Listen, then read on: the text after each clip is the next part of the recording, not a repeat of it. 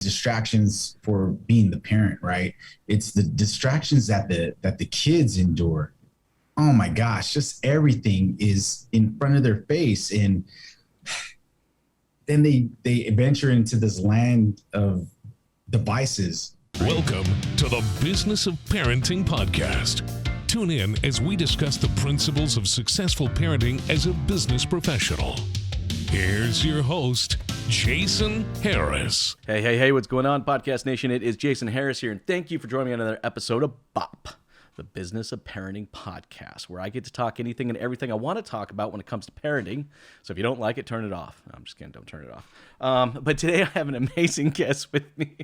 I have the one, the only, the infamous Mr. Brian Ortega. Brian, what's up? Yeah. How you doing? What's going on, Jason? So Brian Ortega, parenting. Definitely turn it off. You don't want this. There we go. I am totally sending you that shirt, by the way. It's just going to be, I'm going to send you a BOP shirt, but you can tell everybody that's what it is. It's the Brian Ortega parenting podcast. Yeah. Put a big X on there. Yeah, to put that slash. Awesome. Hey, man, thanks so much for taking the time to jam with me. I really appreciate you coming on here. And I know we're going to have a real authentic conversation. Neither one of us are professionals, but we're not experts. We don't know anything and everything about parenting. We've gone through it.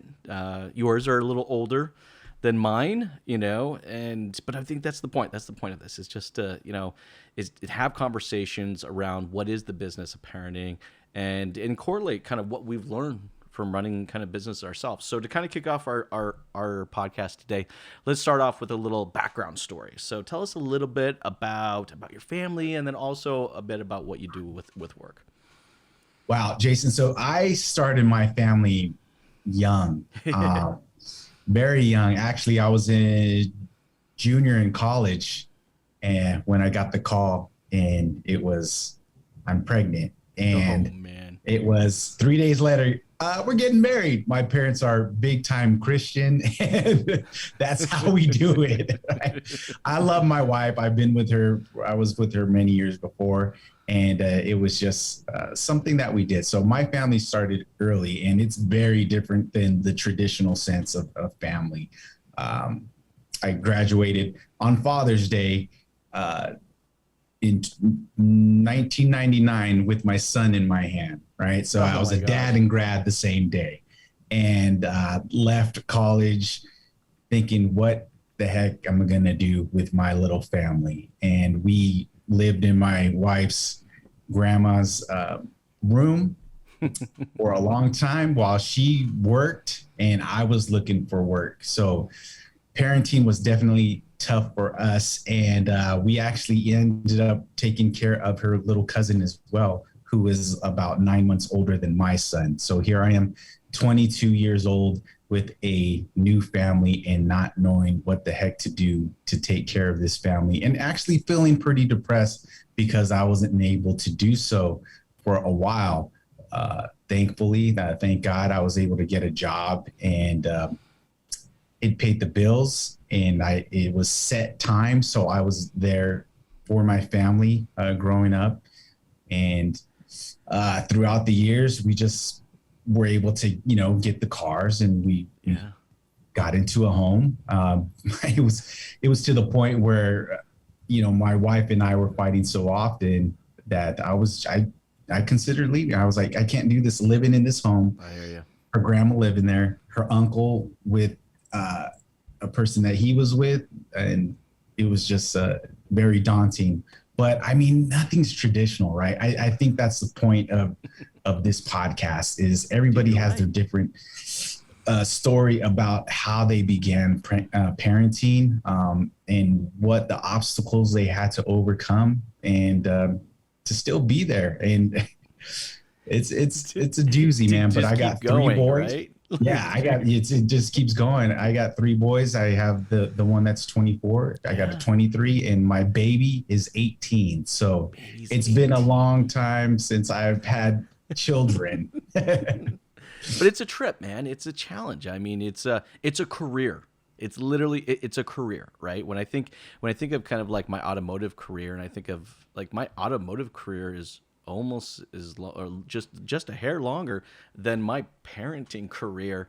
And I got to be honest with you, I think I'm more successful at one than the other, and that's what kind of prompted, I think, having these types of discussions. And we've been talking about putting this podcast together for a while, and it is fun to do. But to your point, right? I mean, everyone's got kind of that different career path, when it comes to parenting, and some there's definitely bumpier than others, and there's challenges, and there's mountains, and there's going to be valleys, and it's but you just kind of keep moving forward, and I think, which is kind of a good segue kind of into our first topic of today is parenting with distractions.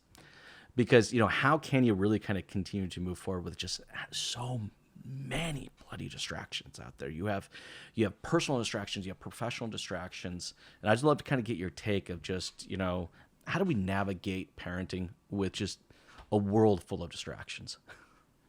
Jason, to me, I mean, it's not only distractions for being the parent, right? It's the distractions that the kids endure.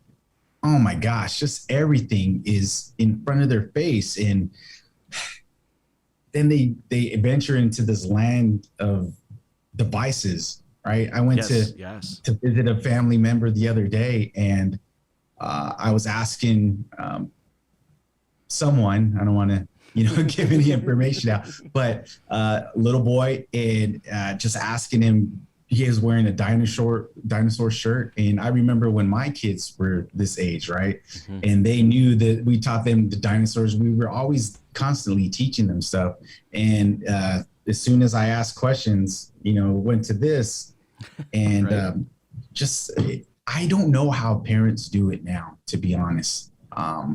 Because not only are we as parents facing the distractions with the same devices, right? Yes. But the outside influences, the different schedule conflicts that we put amongst ourselves, right? We put them upon ourselves, and then at the same time having to juggle their growth and what they're doing in their lives and being a part of it, and interjecting our belief system and rules and regulations and rewards and consequences and the different things that we need to impart in their lives, while at the same time combating the YouTube videos, not necessarily the TVs anymore. Yeah, dude, it's all the noise. Well, 100% it's not just the TVs, right? Because at least the TV was actually allocated to a room, right? Now these things are with us everywhere. Okay, so the other night I'm out at this restaurant called Turtle Jack's. It's one of the places my kids like to go to because it's one of the few places that has a steak on the kids menu, and my boys are full-on carnivals. It's just all they ever want to eat. Speaking of dinosaurs, that's all they ever want to eat, right? It's just straight red meat. So they love going there because, like, hey, I get to order a steak. I'm like, sure, whatever. It's on the kids' menu. I'm not going to say anything. But I'm there and I'm just kind of looking around. I would say more than 60% of the kids at that restaurant were staring at a device like this. But even more so, equally as many parents were staring at that exact same device. And I'm not pointing a finger because you know what? I'm 100% guilty of doing the same damn thing myself, and I find, I have one little hack, and it's just a little hack, but it's worked for me. And I need to be more intentional. Intentional, I think, is the key, right? If parenting without distractions all has to be just this mindset of being intentional. It's like, do I really need to bring my phone into the restaurant? It's like, is someone really going to call me and it's going to be that important that I have to answer it literally during a dinner at a restaurant? Probably not, right? Right. So I've tried to kind of get into the model of the mindset of leaving my phone in the car when I do it. But I don't do it every time, 100%. I don't do it every time, But I started, so one other hack I started doing is scheduling. And the schedule in your phone is super cool because you can actually include a do not disturb. So during certain times, I between 6 and 8 o'clock at night, I call it playtime. It actually is in my calendar as playtime. And my phone goes into a do not disturb mode. So anybody that texts me, you can actually see like Jason's in do not disturb mode right now. You know, if it's a super important thing, they actually hit a button, it can actually ping me. But everyone knows that I'm in do not disturb mode. I don't get notifications, I don't get phone calls, I don't get text messages. Now, of course, at 8:00 comes on, it goes off. It's ding, ding, ding, ding, ding, ding, ding. But I found that is one great way to parent without distraction. But you're right, though. It's a mindset. It's difficult, you know, to keep that mindset going, right? I just reflect on when my boys were young, right? Because God, I know there's a God because he didn't bless me with a daughter, because I don't know, that's a different story. But he knew your challenges, man. He knew. Yeah, exactly. But yeah, I mean, crayons and coloring books, right, was the thing that these restaurants would hand out. And, you know, it was to that point, or, you know, handing our phones. Now I was like, how old is my niece? And she's got a, you know, phone, not just like an iPod or iPad, an actual phone. And I'm just like, it's definitely a different world of distractions. And we have to be wary as parents to understand that there is a time and place for certain things. Even now that I go to dinner with my boys, and, you know, we'll go somewhere, and you look around, and it's just everybody is zombified, staring at their devices instead of having conversations with the group that you're with. And it's kind of a sad state that we're in that part, Jason. It's just that we as a society have to develop, and it's actually kind of hindered our growth. To be honest, we have a lot of people who do not have social skills because they're on their devices all the time. So parenting definitely has to learn a lesson from that, because we're bringing kids into this world where all they know is that. At least you and I grew up where there was not that. No, you actually remember you had to actually go over to someone's house and actually ask them if they wanted to come out and play? Yeah, play is another thing, right? Oh my gosh, right? 100%. You know, speaking of play, one other little hack I've started doing at restaurants. We do eat out a lot. I know that sounds bad, but we do. Actually, because I enjoy eating out, so it's something we do. I try to keep a pack of playing cards in the glove box wherever we go. And my boys, because they're younger, they're 7 and 8, they love the game of War. Okay. Right, because it's like the easiest game to play, right? It's like, you know, you don't have to be like, my kids were playing War from a very young age because it was easy, you know. Right. But at least that the phones are away and you're intentionally looking at each other and you're playing games. And now my kids are into playing poker. I don't know if that was a good idea or not, but like, you know, my son the other night, it's like he's like lazy, somebody goes, "Read it, suckers. It's a straight." And I'm just like, oh man, this maybe. Dad, when you go to Vegas, this might backfire on me, right? But no, this is kind of a good segue to our next topic, which is, you know, set examples by doing and not just saying. And that's kind of what you were talking about, right? Like, it's, how can I expect my kids, especially if you're a parent out there watching and listening, you have older children like yourself, Brian, like, how can I expect them not to put this thing away if I don't personally do it myself? So, you know, like, when you hear that, you know, set examples by doing and not just saying, what comes to your mind, man? So just the other day I had this discussion with my wife, and she's like, "Oh my God." And my younger one is very smart. It's funny because I still suck at math, and this guy is just all over it, and coding and all this stuff. This was the year he was supposed to graduate high school. He's already in his second year of college because he ducked out early from high school. I took the exit exam and all that and killed it. And now he was ready to move on. And in terms of the saying, not doing, or vice versa, he told my wife, he didn't tell me directly. He's like, "Oh my God, I'm turning into dad. I just have my computer in front of me all the time. I go home and Jason, I'm not this traditional, got my desk and all that stuff. I'll lay down on the couch. I got the computer right here and I'm editing footage or I'm creating stuff. Mm-hmm. And lo and behold, I look to my left and there he is, you know, same thing. He's doing some coding stuff. And, you know, you do not want to turn into your parents, but I think a lot of times more so we end up doing so. And, that's an old phrase that we all do, do as I say, not as I do. Mm-hmm. And they're always paying attention, right? They're always watching. And to me, it trips me out. I'm 45 now. And to hear kids talk back or to cuss back, and there's no ramifications, no repercussions or any discipline with that, right? And it just boggles my mind that I hear in kids out there talking like their parents, or even watching on TikTok or something like that. The things that they're saying and doing. It's a different society now, I suppose.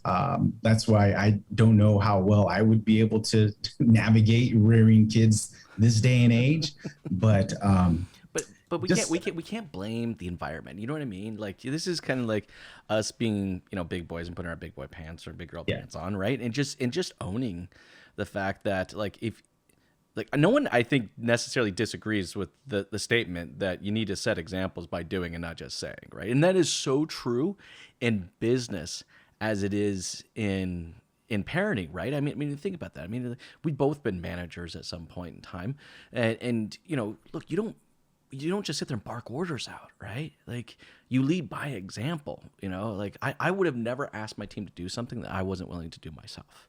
Right. And so I think it's getting into that type of mindset, but bringing that. But for some odd reason, we can do this at work. Like, we can. Like, if to be a manager, to be a leader, we can understand that we need to set examples, by doing and not just saying. We understand that. We totally embrace that model. But for some reason, we get home.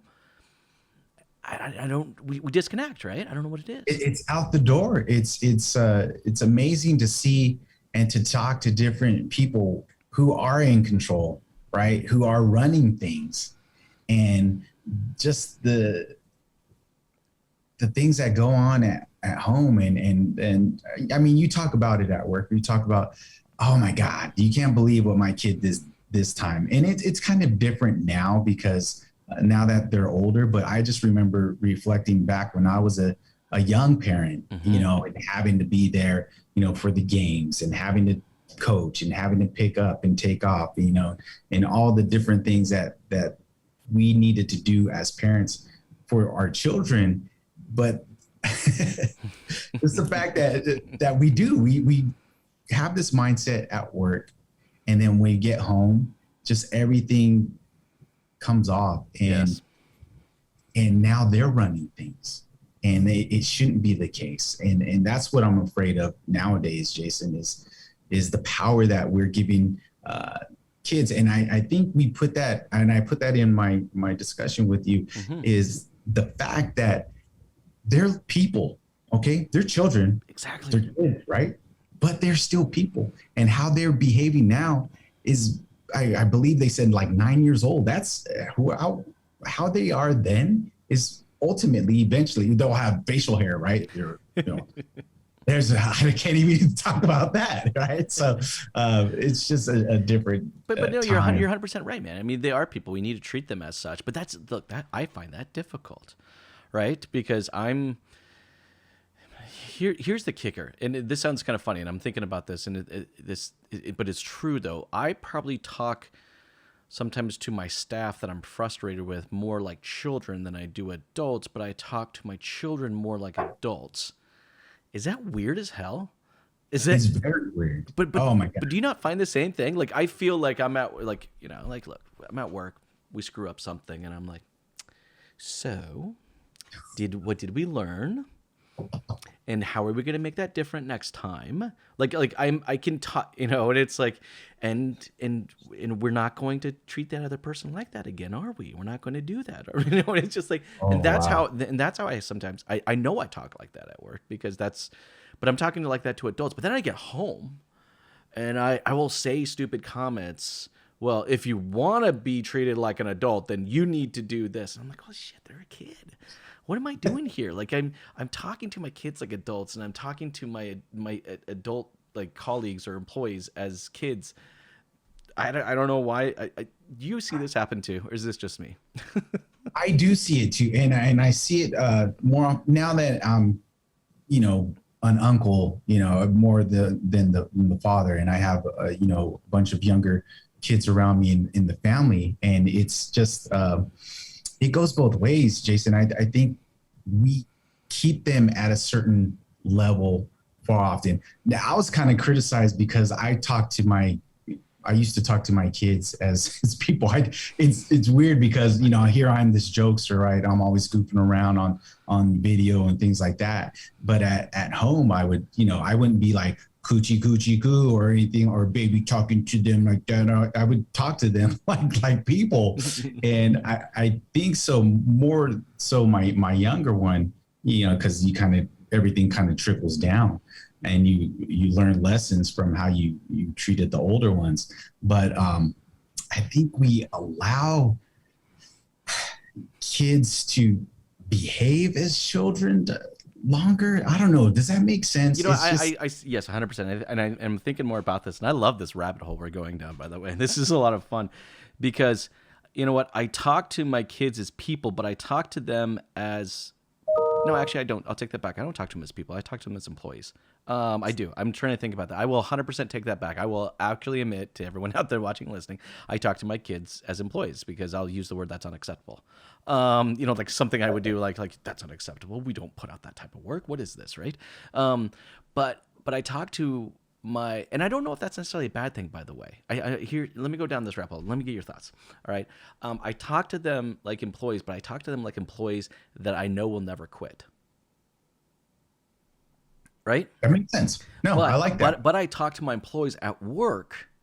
I talk to them on a level that, yes, there's firmness because I do need to get the point across that we can't make this mistake again or whatever it was, right?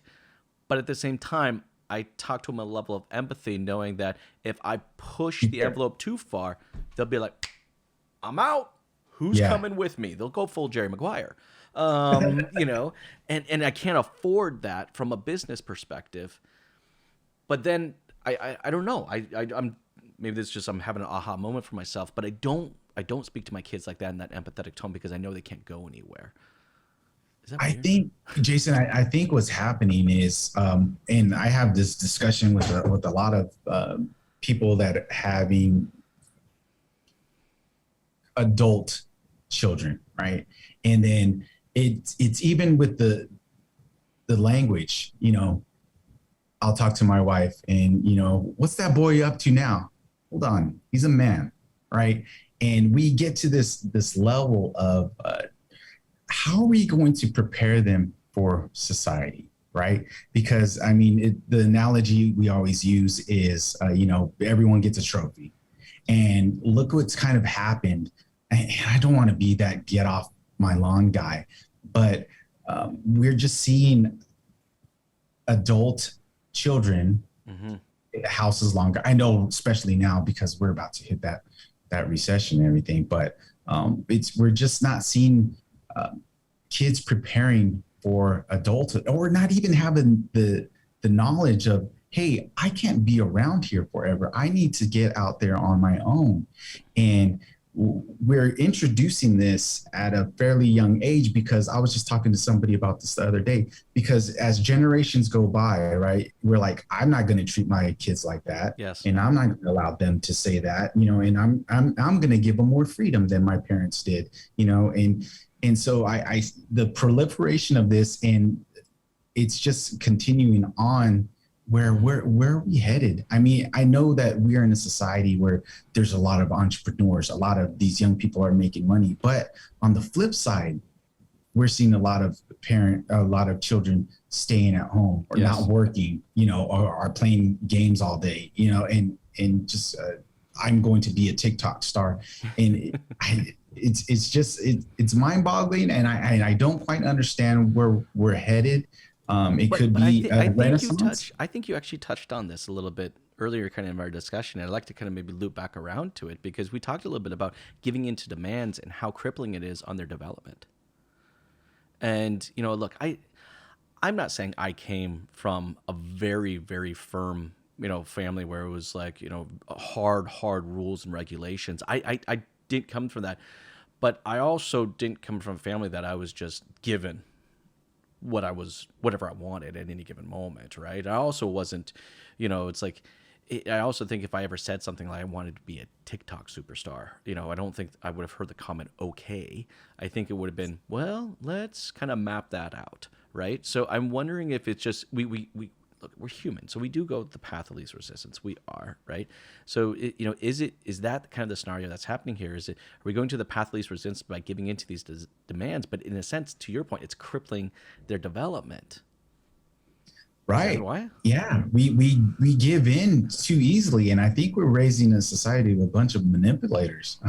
Yeah. It's weird to say that. Well, but it's a balance though, because I want them to be negotiators, right? Okay. We'll go with that. But don't you think so? Like, isn't there like a fine balance between a manipulator and a negotiator? Yes. Like, yeah. Sorry, keep going. Go ahead. I mean, and I kind of want to open up here. The son that we adopted, we made it official when he was 4. Mm-hmm. And this guy would really manipulate every situation to the point where family members or people would be coming down on me. And I've said, no, you guys don't understand. He's working the system. And I told him, if you weren't such a good liar, if you put your effort in, you'd be a great lawyer. The thing is now he's in prison. And he's serving time there. And so it's hard for me to give advice because I have, a child in that predicament. And I would make excuses. And, as being Mexican American, we didn't really seek out professional help. It was go pray, or go to your room, or that's a good point. I'm not getting you that Power Ranger. And so as an adult now, I see him where he is, and I kind of reflect on myself and my wife. And, I tell people and they're like, well, it's not your fault. And it gets to a point where I saw these things as a kid. Yes. And he fell for a lot of outside influences. And you can't be everywhere at a particular time, and you can only do so much. And in terms of, manipulating the system, I used to tell him, you're not going to get away with all this. One day you are going to be 18, and, the slap on the wrist and being sent home and, fighting at school or stealing stuff from people or getting high all the time. It's going to catch up to you. And I didn't want to wish that upon him. We wanted to set it right, set him straight before it actually gone down that path. But it's just hard for me, Jason, to kind of, I imagine, be an influence on people parenting skills, because I have 2 other sons, and I love them, and they're Brian, doing don't be hard on yourself, man, because that's the point. Like, look, we're honestly, we're going to screw up our kids. I do not believe that we're not going to screw up our kids. Our end objective at the end of the day is to try to screw them up as little as humanly possible. But there does come to a point where it's just what we can only give, and then they naturally kick in themselves. But I think you did bring up a really good point during that, and man, that's tough. That's tough. I don't wish on anybody, and I 100% empathize with you on that. But you did say something that I thought was kind of key that I think we maybe talk about a few more minutes, but I know we're getting towards the tail end of our conversation. Is getting help. Do you know what I mean? Like, this is the one thing I find in business we are actually quick to do. We are so quick to do this, right? If we see that we're losing profitability, if we see that we're turning through employees super fast, if we see that our culture sucks, and we see that people are quitting on a regular basis, right? We're like quick to actually reach out to professionals and pay good chunks of money to get help. But for some reason, society-wise, we're told, like, figure this shit out on your own. And I don't, like, that's not how you run a business. No one runs a business by figuring this shit out on their own. I think for the people out there watching and listening right now, what advice would you give them if they're in kind of in that similar situation? That's a tough place to be, man. It's a tough place to be, Jason, but ultimately we did go somewhere, and I don't know. This is something that I just can't speak to, because we did eventually go seek some help and we did some counseling together with him. But it seemed that the counselor was placating towards his behaviors and letting him kind of get away with it because of what we were doing. And I think as parents, we can say and do so much, and they see what we do and they see where we've come, and we can explain how we overcame certain inabilities or just restrictions. And to your point, my parents are not strict at all, almost to the point where I wish they did get us in trouble, because my brother is not like me. So I think we're in a time and place where the mental health issues are something that we do need to take seriously, because before it'd be like, I feel this way, tá loco, get over it, right? That's what, just everything was just get over it. You hear the George Lopez comedy acts and things like that. But what is mental health? Where's the stability? And my older son, I'm having to deal with too, because I'm at that point where I'm just like, he'll get over it, or yes, he needs help, but who do you ask for help, and whose side are they going to be on? And if there's a side to choose, or are we giving in to their demands? Are they manipulating the system to the point where the parents become the fall guy and the bad guy? And what about all the things that we are contributing, right? It's incredibly tough waters to navigate, right? And I feel like, like I said, when I was talking about business, so I love the fact that you brought up mental health, right? Because, when we think of business, that's not necessarily a place. Like, we are in the automotive industry, right? We are an industry of suck it up, buttercup, check it out the door, and just get your shit done, right? Like, this is not a place that is a open environment, all right, to be vulnerable and sometimes just to have a bad day. Like, business ways, we're pretty darn good about identifying development or coaching or training issues, right? Like, it's like, okay, like, I got to train this person better on activities. I got to coach this person through those efforts, like, we're good at identifying, we're good at supporting that. But mental health is a whole nother ball game. And I think that's something a lot of businesses have had to deal with in the last 24 months, because that's been a big topic. But it's not something that we're necessarily ill-equipped to handle, man. And those are some insanely difficult waters to navigate. Brian, look, I know we're towards the tail end of our conversation, and I don't mean to cut you off, because I think we could totally jam some more about this, like a whole nother half an hour easy. And I think for sure we're gonna have to do a part 2, 100%. I think we're gonna have to do a part 2, man, because I think there's just some topics that I would like to dive even deeper down into. But for everybody out there that's watching and listening right now who would maybe like to connect with you, what's the best way to do so? Oh, I'm very active on LinkedIn. I like to spend a lot of time there. I do creative stuff, and I manage, a couple of people at my dealership. But I'm on Instagram too. You can hit me up at Brian J. Ortega. There's Brian Ortega, the MMA fighter. I'm far from his capability and skills, but take a look at our YouTube channel too, at Valley Heights Toyota. Awesome. Hey, man, thank you so much for taking the time to jam with me today. This has been a lot of fun. You have yourself an amazing day. Thanks, Jason. You too. I think I'm going to do that X a little differently. You want me to give me one more shot? Let's go. Okay. All right. Hey, Brian, man, thank you so much for taking the time to jam with me today. Not just jam with me, just honestly, dude, just being open, and just being real and just being authentic. We touch on so many different points today, and I think hopefully we started some great conversations with people that may be watching and listening. So I can't tell you how much I appreciate you just being open and just coming into this and just sharing with us, man. I really appreciate it. You have yourself an amazing day. You too, Jason. All right, parents. Some work done. Thanks for tuning in to the Business of Parenting podcast with your host, Jason Harris. Don't want to miss new content? Be sure to check out the full podcast library at strategywithjason.com to stay in the know.